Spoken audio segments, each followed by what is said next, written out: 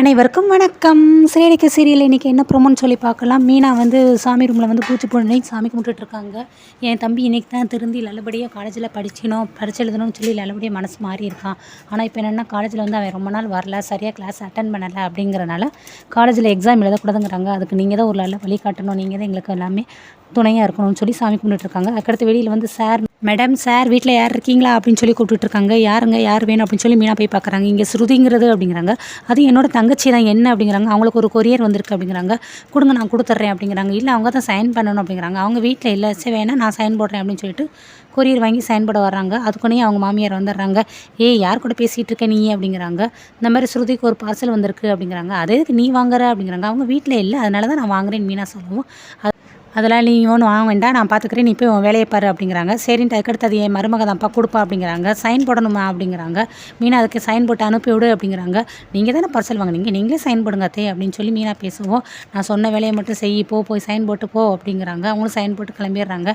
என்ன வீட்டுக்கு வெளியில் வந்து அவங்களுக்கு முன்னாடி உன் திமிர் அதிகாரத்தை காட்டுறியா அப்படிங்கிறாங்க.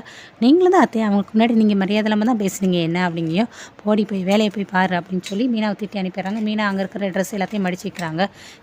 என்ன பார்சல் அப்படின்னு சொல்லிட்டே பார்த்துட்டு அவங்க மாமியார் வந்து ஓப்பன் பண்ணுறாங்க. அத்தை அது ஸ்ருதிக்கு வந்தது, அதையும் ஓப்பன் பண்ணுறீங்க அப்படிங்கிறாங்க.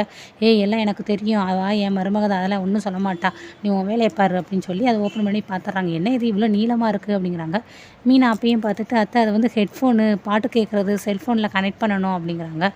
எல்லாம் எனக்கு தெரியும், என்னமோ உனக்கு மட்டும் எல்லாம் தெரிஞ்ச மாதிரி பேசுகிறேன், ஏன் தேவையில்லாமல் குறுக்கு வந்து பேசிகிட்டே இருக்கா, போய் உன் வேலையை பாரு அப்படின்னு சொல்லிட்டு இவங்க அந்த ஹெட்ஃபோன்லாம் எடுத்து காதில் மாட்டிட்டு கன்னடில் பார்த்து அழகு பார்த்துட்டு ரசிச்சுக்கிட்டு இருக்காங்க. மீனா அதை பார்த்து சிரிக்கிறாங்க. கரெக்டாக அந்த டயத்தை பார்த்து ஸ்ருதியும் ரவியும் மாடி கேறி வர்றாங்க. சீக்கிரம் சாப்பிட்டு கிளம்பிடணும் ஓகேவா அப்படின்னு சொல்லி ஸ்ருதி சொல்லுவோம். அதுக்கு தான் நான் ஹோட்டலே சாப்பிட்லான்னு சொன்னேன், கேட்குறியா நீ அப்படிங்கிறாங்க. எப்போ பார்த்தாலும் ஹோட்டலே சாப்பிட்டா உடம்பு கெட்டு போயிரும்ப்பா அப்படிங்கிறாங்க.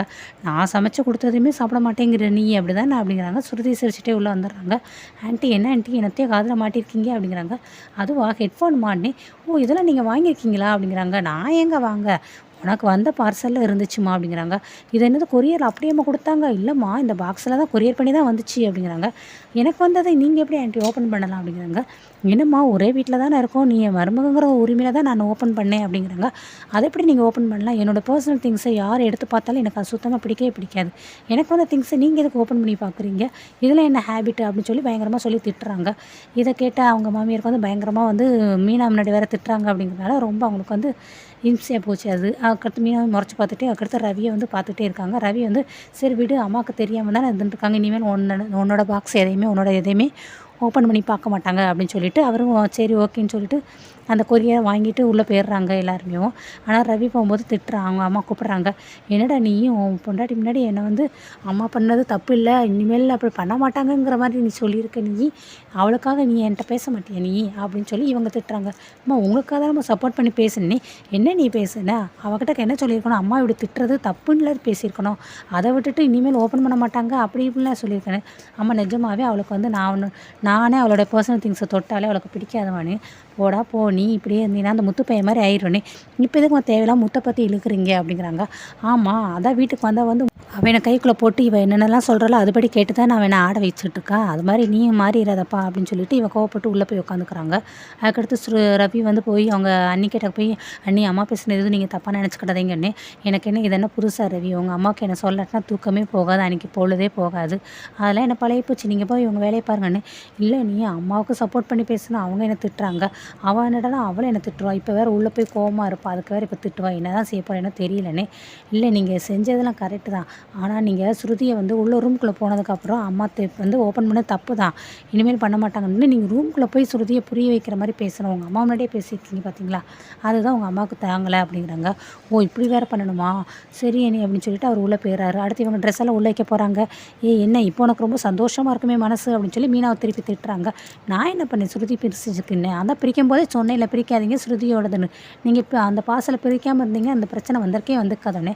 ஆமாம் எல்லா பிரச்சனைக்கும் நீ தான் காரணம், இப்போ ரொம்ப சந்தோஷமாக இருப்பி அப்படின்ட்டு கோவப்பட்டுட்டு திருப்பி போயிடுறாங்க. அதுக்கடுத்து திருப்பி வந்து பெரிய காலேஜை காட்டுறாங்க. அப்போ வந்து முத்து இங்கிட்ட கூட சுற்றி சுற்றி பார்க்குறாரு. மீனா வந்துட்டு என்னங்க காலேஜே பார்க்குறீங்கன்னு, இல்லை மலைக்கு கூட நான்லாம் அந்த மாதிரி காலேஜ் சைடு ஒதுங்கினதே இல்லை. முன்ன பின்ன காலேஜுக்கெலாம் வந்து பார்த்து படித்தா தானே நம்மளுக்குலாம் தெரியும். என் மனோஜெலாம் சொல்லுவான் நான்லாம் படித்தவேன்னு.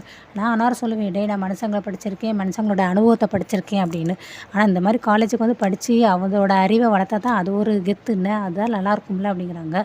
ஆமாங்க நானும் உங்களை மாதிரி நிறைய இடத்துல யோசித்திருக்கேன். நானும் படிச்சிருந்தேன்னா உங்கள் அம்மா எந்நேரம் என்னை ஸ்ருதி, ரோஹிணி அவங்கள மதிக்கிற மாதிரி என்னையும் மதிச்சிருப்பாங்களே. அதுக்கு படிச்சிருந்தா போதாது, நீ வந்து பணக்கார வீட்டு பொண்ணாக இருந்தாலே எங்கள் அம்மா உன்னை மதிச்சிருப்பாங்க அப்படிங்கிறாங்க. நான் நிறைய இடத்துல படிக்காமல் அவமானப்பட்டிருக்கேன் அப்படின்னு சொல்லி அவங்க 2 பேரும் பேசிகிட்டு இருக்காங்க. அடுத்து அங்கே வந்து ஸ்டூடெண்ட்ஸ்கிட்ட வந்து இப்போ எங்கள் பிரின்ஸிபலுக்கு எங்கேப்பா போகணும் அப்படிங்கிறாங்க. அதுவும் அந்த சைடு போகணும்னு சொல்லி ரூமை காமிச்சிட்றாங்க. போகிறாரு, வெளியில் வந்து அந்த வாட்ச்மேன் இருக்காரு. எங்கேப்பா போகிற நீயாட்டி நடந்து அப்படிங்கிறாங்க. பிரின்ஸிபல் சாரை பார்க்குறக்குன்னு அப்பாயின்மெண்ட் வாங்கியிருக்கியா அப்படிங்கிறாங்க. இல்லை அதெல்லாம் ஒன்றும் இல்லை, அந்த மாதிரி அவன் தங்கச்சி பிரச்சனை, தம்பி வந்து காலேஜுக்கு வரல அதனால் பரீட்சை எழுதக்கூடாதுங்கிறாங்க அப்படின்ட்டு சத்யா பற்றி எல்லாத்தையும் சொல்கிறாங்க. இதெல்லாம் இப்போ பார்க்க முடியாதுப்பா, இந்த கேஸ் எல்லாத்தையுமே சனிக்கிழமை தான் சார் பார்ப்பார். நீ என்ன சார் கேஸுங்கிறீங்க, அவர் என்ன பிரின்ஸிபல் இல்லை போலீஸானே? கிட்டத்தட்ட அப்படி தான், சரியான சிடுமுஞ்சி டெரர், என்னத்தை சொன்னாலும் கேட்க மாட்டார். இந்த மாதிரி கேஸுக்கெலாம் சனிக்கிழமை தான் வரணும், அப்போ தான் பார்க்கணுன்னே. ஐயோ அது வரைக்கும்லாம் பொறுக்க முடியாது, அடுத்த வாரம் பரீட்சை வருது, அதுக்குன்னே அவர்கிட்ட பேசி இவனை பரீட்சை எழுத வைக்கணும். ஆனால் என்ன ப்ளீஸ், ஒரு பையனுடைய படிப்பு சம்மந்தமாட்ட பிரச்சனை, தயவு செஞ்சு பேசி பாருங்கண்ணே. சரி இருப்பா நான் போய் உள்ளே போய் சேர்க்குறேன்ட்டு உள்ளே போய் பேசி பார்க்குறாரு. பிரின்ஸிபலை வந்து அனுப்பி விட்டுறாரு. போப்பா நீ சொன்னேன்னு சொல்லி உள்ளே போனேன். அவர் என்னடா சரியான சிடுமுஞ்சா இருக்க வள்ளுவலன்னு விழுறாரு. சனிக்கிழமை தான் அரசு இருக்காரு, போப்பா அப்படின்றாரு. சரி ஓகே என்ன பண்ணனு, இவங்க 2 பேரும் தெரியாமல் வெளியே நின்றுக்கிட்டே இருக்காங்க.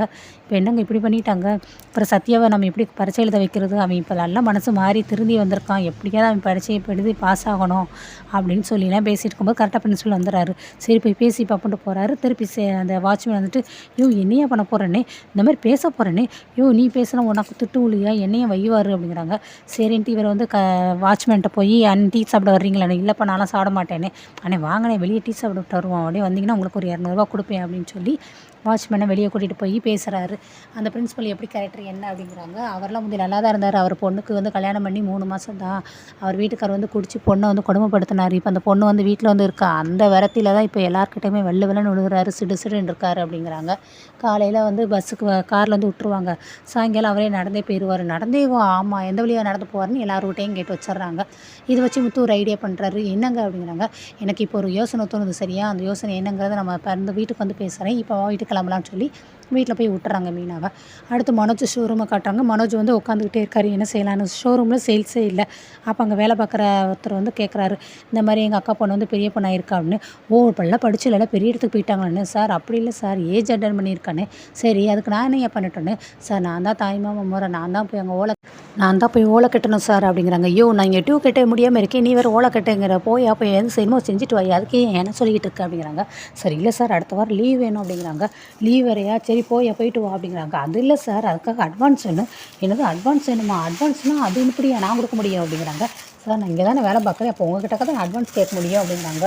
அட்வான்ஸ் வேறையா, இது வேறையா, சரி இன்னும் 1 வாரம் இருக்குல்ல, அடுத்த வாரம் பார்ப்போம், போய் வேலை பாரியா அப்படின்ட்டு புலம்பிகிட்டே வராங்க. இதில் இது வேறையா, வேலை பார்க்குறவங்களுக்கு நம்ம அட்வான்ஸ் வேறு கொடுக்கணுமா, என்னங்கடா இது புதுசாக ரூல்ஸ் கொண்டுட்டு வரீங்களேடா அப்படின்னு சொல்லி புலம்பிகிட்டே இருக்காரு. அதுக்கடுத்து இன்னொருத்தர் வராரு. நீ தானே அன்றைக்கி வந்து இந்த லாட்ரியில் சீட்டுவில் போகுது அப்படி இப்படின்னு சொல்லி என்கிட்ட வந்து பொருள்லாம் கேட்டுட்டு இருந்தேன் அப்படிங்கிறாங்க. ஆமாம் அன்றைக்கி நான் தான் வந்து கேட்டேன், இருக்கா? வாழ்க்கையில் நம்பிக்கை வேணும் சார், நம்பிக்கை வேணும். நீங்கள் என்னடா அன்றைக்கி எனக்கு நம்பாமல் எல்லாருக்கு முன்னாடி என்னை தூக்கி வெளியே பேசுனீங்களே, இப்போ பாரு எனக்கு லாட்ரியில் 25 கோடி விழுந்திருக்கு பார்த்தியா, வாழ்க்கையில் கொஞ்சம் நம்பிக்கையோடு இரியா அப்படின்னு சொல்லி அவர்கிட்ட பேசிகிட்டு இருக்காரு. மனோஜ் இதெல்லாம் கேட்டு பயங்கரமாக திங்க் பண்ண ஆரம்பிச்சிட்டாங்க.